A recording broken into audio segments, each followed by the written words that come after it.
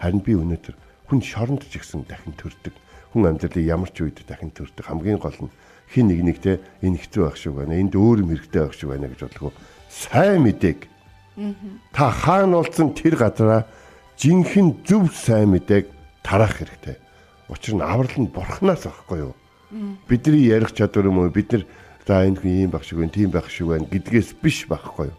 Тийм болохоор бүгдээрээ сайн мэдээг тарааж дахин төрсөн хүмүүсийг урамшуулна.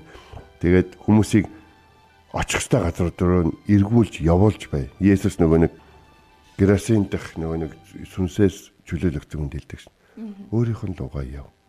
Үнээс нь өөрийн эзэн Филемон лугаа яв гэж хэлж байгаа байхгүй.